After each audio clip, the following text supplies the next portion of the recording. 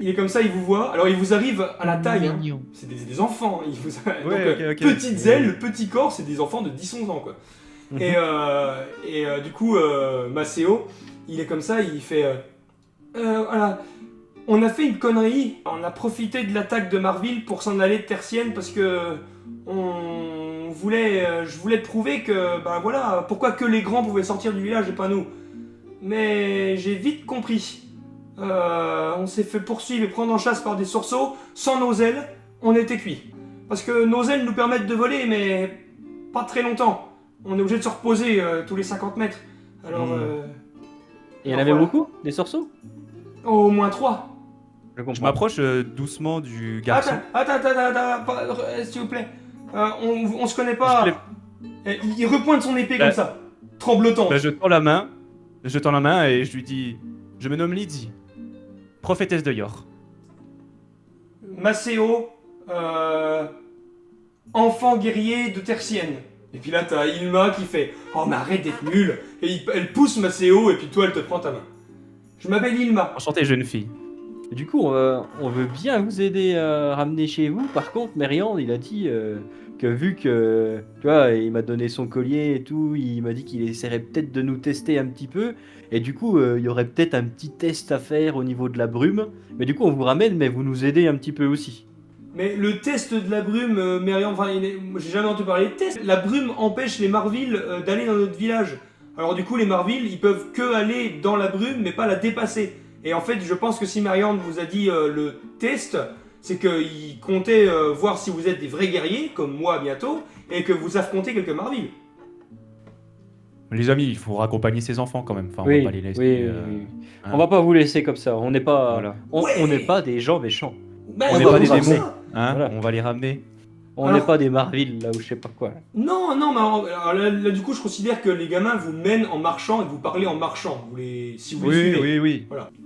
Cédric n'a pas trop d'avis là-dessus. Il suit le groupe, il est intrigué, mais l'appel de la boisson alcoolisée est pas mal quand même. Moi, je me rapproche juste du groupe. En soi, je ralentis le pas pour être plus au centre pour une fois. Et tu sais, je parle moins fort, je dis juste. Après, moi, j'ai juste un petit doute, c'est que si les Marvilles ils sont un peu bloqués, s'ils me ressemblent, je suis pas sûr de pas être un peu bloqué aussi, quoi. On verra. Ça m'étonnerait qu'ils nous laissent les 5 dans la brume. Enfin Et bref. six. Je récupère mon collier. Je peux récupérer mon collier du coup? Oui, tiens. Et puis la gamine, c'est Ilma qui te passe. Ok. J'ai essayé de regarder, ils ont des signes distinctifs sur eux, des colifichets, des Alors, colliers, des petite bracelets. description physique des deux enfants. Alors, le mec, Maceo, il est torse nu et il est armé d'un sabre bien trop grand pour lui. Tu supposes qu'il a dû le voler à un des guerriers du village. Et il n'a pas l'attirail des gens des mondes civilisés, si je puis m'exprimer ainsi. C'est-à-dire qu'il n'a pas de bourse avec de l'argent, il n'a pas de sac à dos. Il est vraiment à poil dans la forêt, quoi. Il est sorti. Il a une bonne bouille, il est brun, les cheveux mi-longs, un peu ébouriffés, enfin voilà quoi. La fille, la gamine à côté, ben écoute, c'est une... Ah, j'ai pas dit sa race. C'est une Alphar Alastine, donc elle a les 3 crêtes et les ailes. C'est presque la plus intimidante des deux. Pourquoi? Car autant Maceo, lui, a des ongles comme nous, des mains d'humain, mais Ilma, elle a aux mains ce qu'ont les Alphars aux pieds. Vous voyez? Ah, Vraiment ça. des Elle, cercles. le démon en fait. C'est un Martin pêcheur.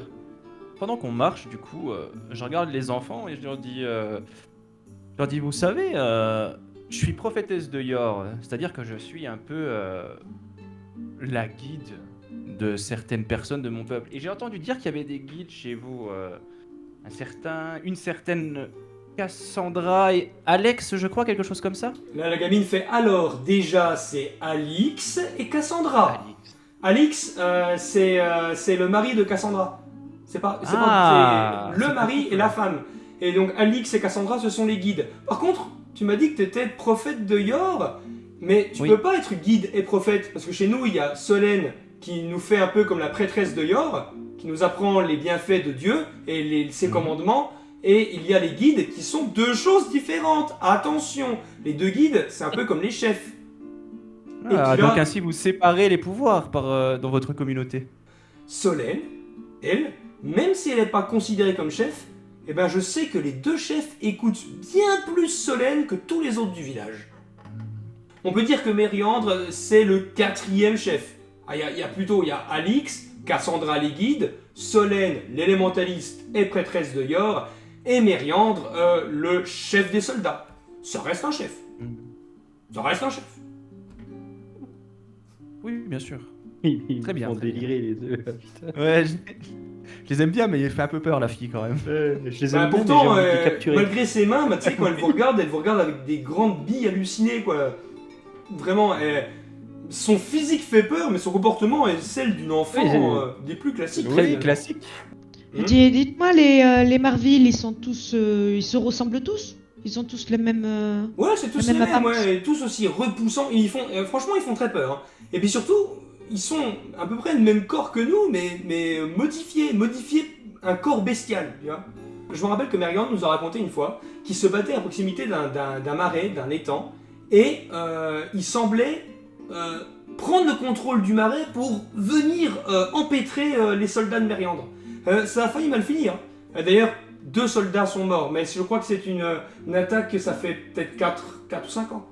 Oh, c'était bien après la disparition d'Orphée, donc ouais, je dirais 4-5 ans. La disparition d'Orphée. Orphée, c'est un comme T'as moi. un copain à toi? À vous? Pas un copain, mais disons qu'il était comme moi, il avait le même corps que moi, il avait des ailes, il n'avait pas la peau bleue comme Ilma, mais il était comme moi, quoi. Ah, mais Pourquoi il est parti, Et- du coup? Il est parti parce qu'il a tué un de ses camarades. Et du coup, vous avez voulu faire comme Orphée, vous enfuir parce que vous avez tué aussi un de vos camarades ou... Ah non, c'est juste qu'en fait, moi je trouve ça injuste que seuls les explorateurs et Mériandre, ils peuvent sortir du village et découvrir le monde. Nous, on est... tant qu'on est des enfants, en fait, on n'a pas le droit de bouger, quoi. Par exemple, allez, c'est bon, on n'a pas le droit, on reste dans le village, c'est bon, on connaît le village, c'est bon, on n'a pas le droit d'aller dans la forêt, Mais, on n'a pas le droit d'aller dans la brume, on n'a pas le droit d'aller à la mer, on a le droit de rien faire, en fait, donc c'est pénible. mais apparemment, ils avaient raison. Regardez votre situation. Si nous n'avions pas été là, qu'est-ce Oui, que ben, et ça va, hein? Oh, ça va. T'as compris.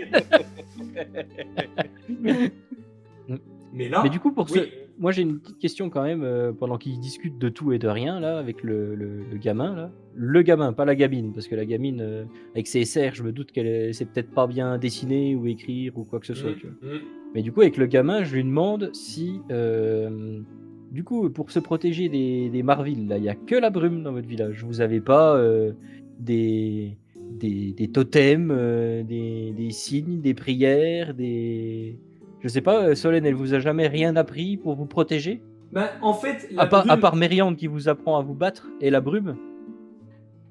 La brume, en fait, elle est... alors Solène nous a dit qu'elle a créé le sortilège spécifiquement contre les Marville.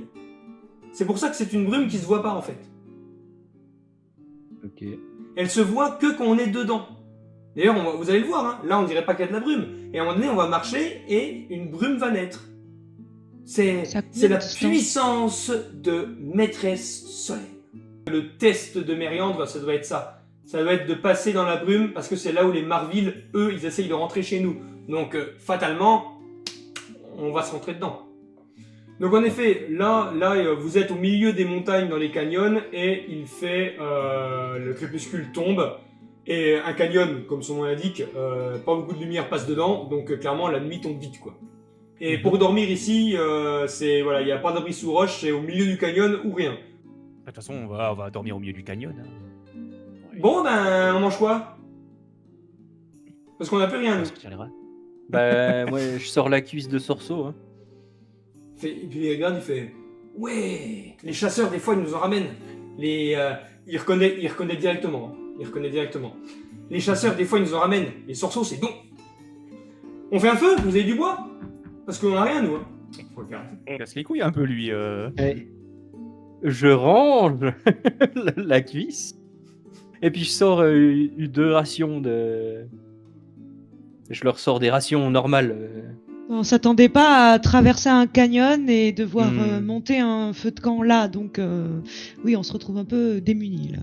Ok, très bien. Ils mangent et puis ils sont. La gamine, elle, est plus fatiguée que le garçon. Elle dort, elle essaye de dormir sur ses bras sur la pierre, mais le dénommé Maceo, lui, il lui prête une cuisse. Tu vois, il se met assis, puis la gamine dort sur la cuisse. Pendant qu'ils dorment, je sors discrètement moi de la bière et je distribue à mes potes. Pas sauf à Rick évidemment. Il dort pas propose la encore, bière. Maceo aussi? Non, il dort pas, en fait, il ne parle pas, mais il vous regarde. Surtout le certain. Alors, il regarde surtout Harry d'ailleurs, hein, il est comme ça. Il regarde comment tu bouges, il regarde si tu respires pas, ça le fout en l'air, il comprend rien. Il est comme ça, il est là, il essaye de voir ce que tu es, tout simplement, quoi. Et voilà. Du coup, je lui en propose un petit verre un petit fond de bière. De la bière. Bon. Il boit comme ça. Ah, ça pique! Vous arrivez à faire des boissons avec des petites bulles comme dans l'eau. Alors là, franchement, je suis sûr que vous connaissez des choses que Solène ne connaît pas. Et sinon, vous en aviez marre là de pas sortir du village et tout, parce que vous êtes un peu enfermés là, on vous prend un peu trop pour des enfants. Là. En gros, moi je sors une petite fiole d'eau de vie, je m'envoie une grosse gouliche, et puis je dis. Il va lui bourrer sa gueule. Et moi je veux des infos, mon gars. Il te regarde, il fait. Mais tu sais, de l'eau, par contre, je connais l'eau, hein. On connaît l'eau. Ben ça c'est de l'eau de vie. C'est comme ça qu'on l'appelle chez moi. Ilma se lève, elle fait. Oui, Solène dit toujours que l'eau, c'est la source de toute vie. Alors maintenant, on connaît l'eau, donne-moi ça. Elle est là, et c'est la gamine qui a bu, et là, il te finit sa fiole. Aux deux, ça fait tac-tac. les deux gamins, ils sont comme ça, ils toussent. Et puis là du coup, t'as Ilma, elle te regarde, elle fait merci. Et puis elle s'essuie une larme comme ça. Et puis j'essaye un peu j'embraye la discussion sur Solène, sur ce qu'elle leur a appris, tu vois, pour qu'ils m'expliquent un peu comment est-ce qu'elle fait ses leçons, histoire le temps que l'alcool monte, quoi, en gros. Et puis une fois que l'alcool est monté, je reviens sur le sujet de comment ça Solène elle a tout lu, donc est-ce qu'ils ont des bibliothèques, est-ce qu'elle vient d'ailleurs, etc. Mais vu qu'ils sont bourrés, peut-être qu'ils sont plus enclins à un peu parler de ça, quoi. Tu vas obtenir quelques informations. Ilma est comme ça, puis elle a la langue un peu plus déliée, et elle fait non, en fait, parce que voilà, alors Mériandre, quand des fois il arrive et puis il part sans rien, du moins avec ses hommes, et il revient avec des livres, des vêtements, des sabres et des coffres. En fait, ils veulent pas nous dire ce qu'ils font, mais ils reviennent avec beaucoup d'objets. On sait pas où ils les trouvent. On sait pas comment... Mais ils nous disent tous qu'on va comprendre une fois grand. Alors, on attend d'être grand. Oh, moi, il y avait une question que j'ai pas eu l'occasion de poser tout à l'heure, mais qui n'est pas grande d'importance. C'est du coup ces fameux Marville, parce que bon, j'ai quand même envie de savoir ce qu'on va affronter. Hein. Ils sont doués de la parole et d'intelligence pour pouvoir programmer des attaques tous ensemble. Alors, Mériandre m'a dit qu'ils étaient pas dotés de parole, mais ils se parlaient avec des espèces de bruits... Enfin, en fait, ils comprennent leur grognement. Alors nous, on comprend rien, mais eux semblent comprendre leur grognement. Bon, maintenant, on dort, s'il vous plaît. Et puis, Maceo, je suis impressionné. C'est la première fois que tu dis quelque chose d'intelligent. De sensé. Puis là, elle se repose. Maintenant, tu tais, là, j'ai sommeil. Et elle dort, et elle se tourne la tête vers sa hanche, quoi. Vraiment, quoi. Elle dort comme ça. Allez, silence, les copains. On dort, là. Il fait nuit, on dort.